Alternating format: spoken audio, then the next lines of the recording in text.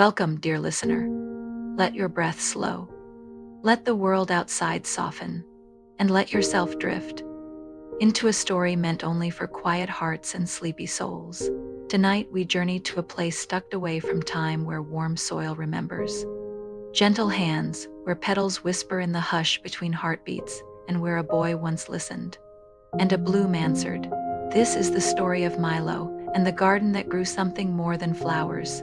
A story of slow love, of soft voices, and the hush of wild things blooming in the dusk. Settle in, let the stillness wrap around you, and breathe into this quiet hour as we begin. Milo works in an old greenhouse, speaking softly to his flowers.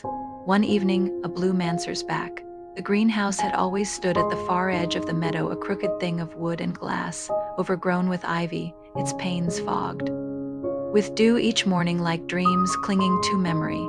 Inside, time slowed. The air was warm and damp, rich with the scent of rosemary and soil. Tiny golden specks floated in shafts of afternoon light, and the vines along the ceiling hung like chandeliers fashioned by nature's slow, careful hand. Milo lived in a small cottage nearby. He was not the kind to be hurried. He moved with a quiet rhythm, watering, tending, whispering to roots and stems as though they were dear friends. They were, in many ways. He spoke to the morning glories as he trimmed their curling tips. He hummed lullabies to the sleepy bellflowers at dusk, and the wild chamomile, with its shy white petals, always made him smile. Each day began with soft footsteps across the damp flagstone floor, and ended with fingers stained by earth and a mind soothed by stillness.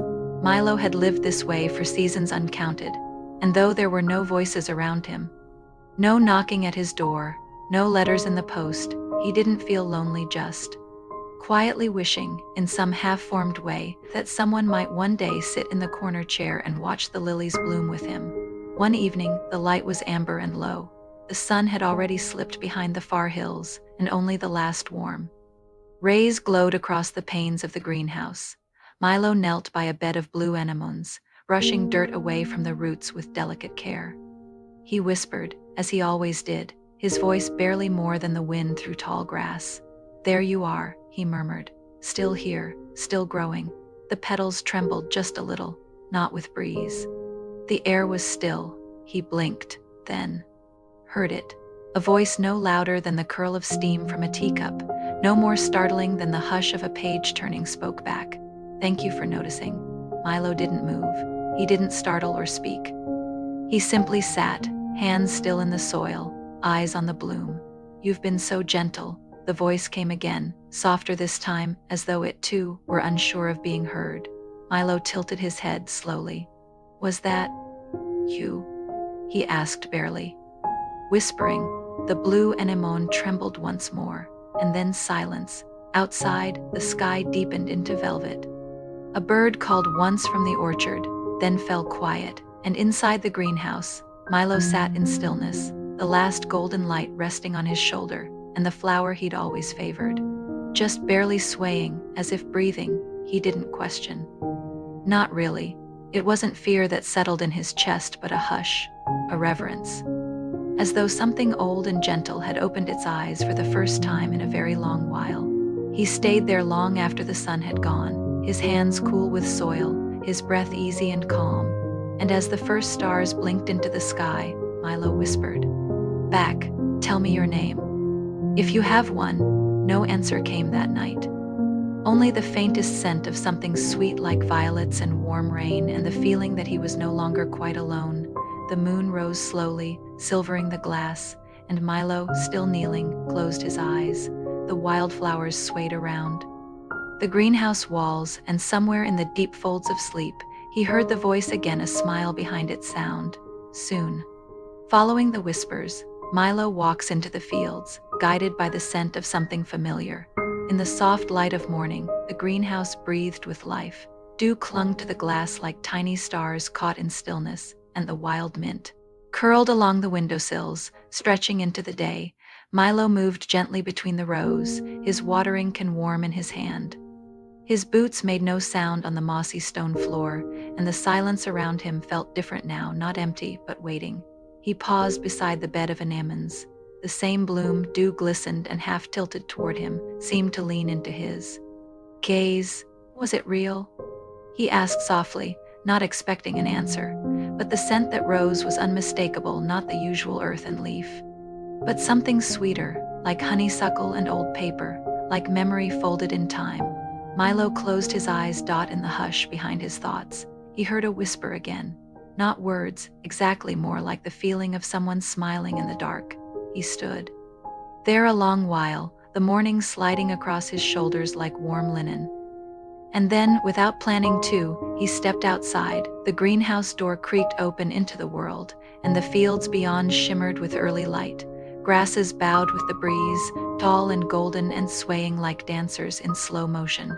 Wildflowers peeked through soft purples, bright whites, dusky pinks, their petals trembling just slightly. Not from wind, Milo thought, but from attention. He followed the feeling, the invisible tug like a thread of scent and sound leading him onward.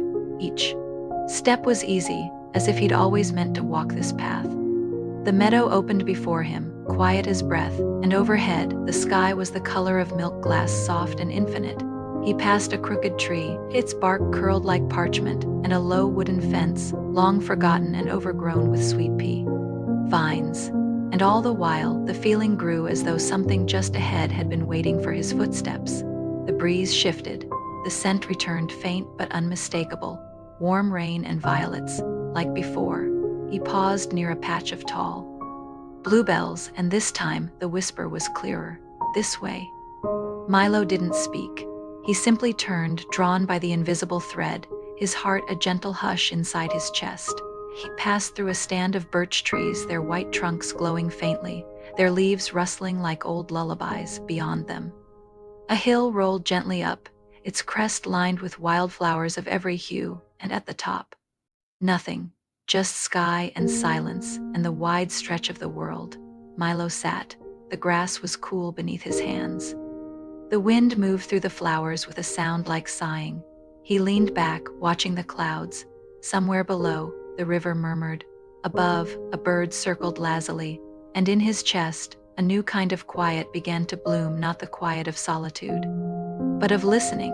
He didn't need the voice just now. He didn't need answers, only the hush of the field around him, and the knowing that something had begun. Later, as the sun tilted westward, he would walk back slowly, his boots brushing against blooming yarrow and clover, and the wind, that soft, warm wind, would carry with it the sound of petals brushing against petals, as though the flowers were whispering among themselves about him. And somewhere, unseen, someone was listening. 2. A traveler arrives, she says. The flowers sing to her too, especially near him. The next few days passed in gentle rhythm. Milo returned each morning to the greenhouse, watering with quiet hands, humming beneath his breath. And though the bloom had not spoken again, its petals opened just a little wider each dawn, tilting as though to follow him. Something had changed. The air itself felt softer, more watchful. Even the bees moved slower through the lavender rose. Then, one golden afternoon, the kind that tastes like honey on the air, he heard footsteps. Not his own, and not the fox that sometimes watched from the trees. Light footsteps, careful ones. He stepped out of the greenhouse, blinking against the sun, and there, at the edge of the path, stood a figure, a woman, perhaps his age, wrapped in a loose linen shawl, her hair braided and wind-touched, a satchel slung over one shoulder. She looked like she'd walked from a faraway page of a dream, soft and sunlit, yet somehow familiar. She didn't speak at first. She only smiled, a quiet, uncertain smile, the kind that meant she didn't want to disturb whatever magic was holding the air so gently in place. Milo lifted a hand in greeting. "Hello," he said as calmly as he could. Her eyes, quiet as dusk, studied the vines along the greenhouse walls. Then she spoke. I'm sorry to come without notice. I was walking the field and the flowers." She hesitated. "They led me here." He blinked. "The flowers?" She nodded, a bit sheepishly. "They've been singing, not with voices, but in my dreams, for weeks now." She looked toward the beds of daisies and goldenrod, especially near this place. Milo's heart made a soft sound, not a beat exactly, but the hush that comes before a bloom begins. I've heard them too, he said quietly. His voice was low, steady, as though he were telling her the most natural truth in the world. She smiled again, wider this time, relieved and surprised. And something passed between them, not quite a spark, but a stillness, an understanding. They stood there, beneath the slow-turning leaves, while the wildflowers swayed between them. "I'm Mila," she said after a moment. Her voice was gentle, as though tuned to match the tone of the place. "Milo," he answered. They said nothing else for a while. Instead, he motioned softly toward the greenhouse. She followed him along the path, their steps unhurried. Inside, Ala paused at the anemone bed. Her fingers hovered just above the blue bloom. "This one," she whispered. "This is the voice I know." Milo's eyes warmed. It spoke to me too. They knelt together, side by side, their shoulders almost brushing but not quite. And between them, the bloom swayed gently, like a secret between two people who hadn't known they were waiting to meet. He showed her the jasmine trellis and the quiet pots of chamomile he kept near the eastern window. She leaned in to smell the rosemary and told him how she once grew herbs in the windowsill of a borrowed cottage, long ago and far away. Their words were few, but the air between them was full of little looks and soft glances and silences that held meaning in the spaces between. As evening came, she stood at the door. "I should go," she said, "but may I return?" Milo looked at her, his hands still stained with soil and sun. "Of course," he said, his voice barely more than breath. She smiled, turned, then paused. "They sing louder," she said, eyes not meeting his, "when I'm near you." And then she walked down the path, disappearing into the golden haze of the field. Milo stood at the threshold, watching until she was gone. Behind him, the anemone swayed again. And for the first time in many seasons, Milo whispered a thank you to the wind. They grow closer, a walk in the dusk, a shared moment of vulnerability, the feeling of home in each other's presence. She returned the next day, and the one after that, always with the same quiet step, as though she were afraid to disturb the rhythm of something precious. Milo never asked her where she came from. She never offered. It didn't matter. What grew between them wasn't hurried, wasn't shaped by past or plan. It was like a vine curling gently along a trellis, slow, certain, and unforced. They spent their hours in near silence, tending to the soil, sharing warm bread wrapped in linen cloth, watching bees hum in lazy circles. Sometimes Isla would read softly from an old, weathered book she carried, verses about the sky or the roots of trees, her voice slow and steady, like the wind through tall grass. Sometimes they'd sit in the doorway at sunset, legs stretched out, shoulders brushing, saying nothing at all. One evening, just as dusk began to soften the world, Ala brought him something, a small bundle tied with twine. Inside, flower seeds. "I've carried these with me," she said, "from every place I've ever stayed, but I never planted them." Milo took them in his hands, rough from work, gentle by habit. "They've waited," he said. She smiled. "Just a little. Yes, I think they were waiting for here." They planted them together, in a quiet corner of the garden where the sun lingered longest. Neither said what they were thinking, but both knew. The flowers would take time, but time was something they shared now, not counted in days or hours, but in gestures, a cup refilled without asking. A scarf handed over when the wind turned, the way Isla would tuck a sprig of thyme behind Milo's ear when he wasn't looking. One late afternoon, as clouds gathered above the hills, they sat beneath the birch trees beyond the garden. The wind had stilled, the sky was a faded blue, tinged with the gold of something ending and beginning all at once. Milo looked at her, her face turned toward the branches above. "Do you ever miss the places you've left?" he asked. She was quiet a long time. Then, softly, only the parts that felt like home. "And they were always small parts," he nodded. "I've never really left this place," he said. "But sometimes I think I've been waiting." She turned to him, their eyes met not sharply, but like two rivers finding each other after a long journey. And then, without a word, Ala leaned her head gently against his shoulder. Milo stilled. The moment was light, so light it could have floated away, but it stayed. They stayed, side by side beneath the trees, the hush of twilight holding them like a lullaby. In that moment, there were no questions, no declarations, only a warmth where Her head met his shoulder, and the sense that they had always known each other not in memory, but in something quieter than that, something beneath words. The breeze picked up again, and the birch leaves whispered something soft above them. Neither one stirred. They sat there until the first drops of rain fell, cool and light, tapping gently at the earth, and then they rose, still not speaking, and walked back to the greenhouse beneath a shared shawl, the path glowing silver. In the rainlight inside, the flowers tilted toward them, and the blue anemones swayed once, as if sighing. A quiet moment where things feel complete, not dramatic, but full. Perhaps a touch of hands, a gaze under the stars, or a realization of peace.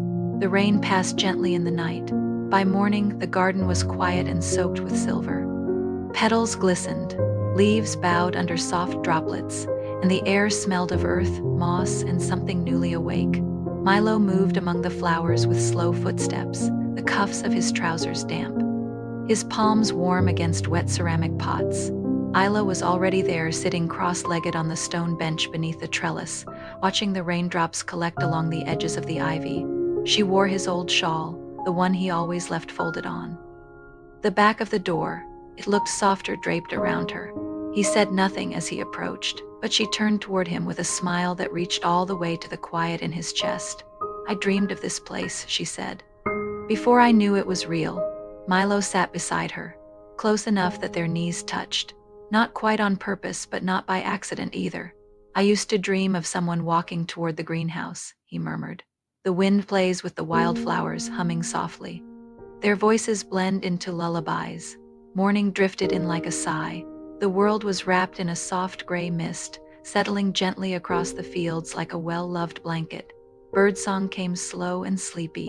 Even the bees moved with drowsy grace." Milo stood just beyond the greenhouse, watching the wildflowers sway. Their petals opened slowly, one by one, welcoming the hush of a new day. Behind him, Isla appeared, barefoot on the path. She carried 2 mugs of warm chamomile tea, steam curling into the cool air like threads of dreams not yet let go. They stood together, shoulder to shoulder, mugs cupped in their hands, watching as the sunlight gradually stitched itself through the mist. Neither needed to speak.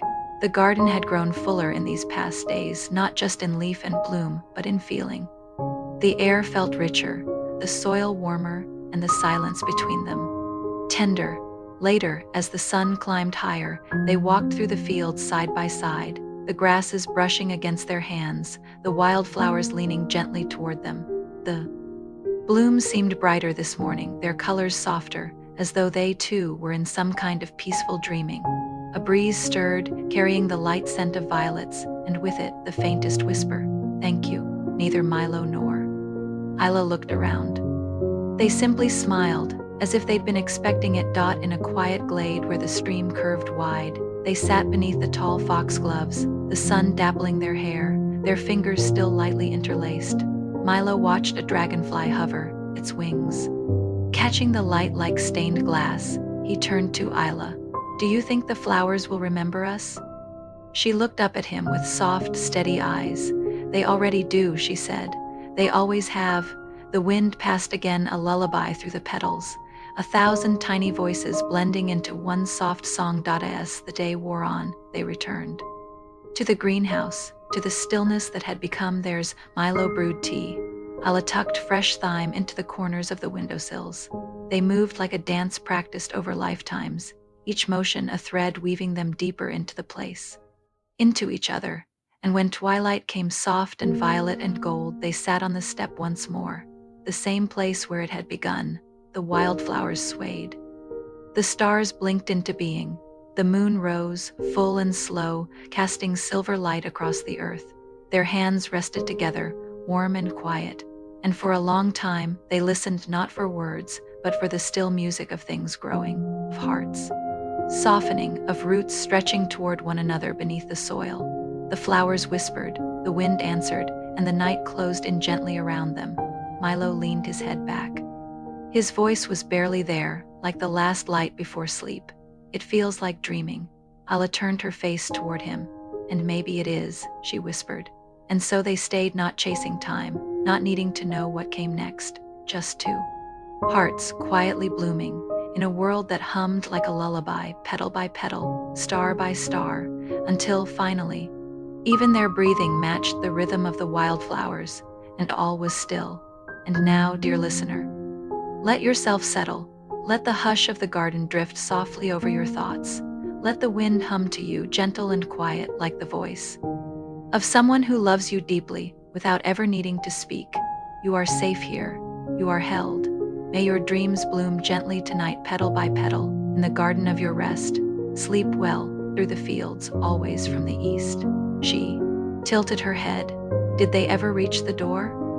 Not until now, he said softly. There was silence then, but the kind that feels full, the kind that carries meaning in the breath between words, the kind you lean into. They sat like that for a long time, watching a single droplet slide slowly from a rose petal until it fell quietly, beautifully into the soil below that afternoon. They planted the rest of her seeds together. She opened the pouch with care, and they worked in rhythm, one pressing gentle divots into the damp soil, the other filling them with seeds like wishes folded small. Neither of them spoke of what might grow, but both felt the beginning of something rooted and whole. As evening fell, Milo lit the lantern strung between the low branches. Tiny golden lights swayed in the breeze, casting warm halos over the garden beds. The scent of lavender rose with the dusk. They sat on the wooden step of the greenhouse, shoulders leaning into each other, a single blanket around them both. Above, the stars began to bloom one by one, quiet and steady. Do you think, Isla whispered, that the flowers still speak when we aren't listening? Milo looked toward the anemone bed. A soft wind passed, rustling the leaves. I think they never stop, he said. We're just quiet enough now to hear them. She reached for his hand, then not dramatically, not searching, just the gentle certainty of closeness earned over many days of silence shared, their fingers laced without effort. No words followed. They watched the stars, listened to the garden breathe, and felt the warmth of something gentle blooming between them, not new, but remembered.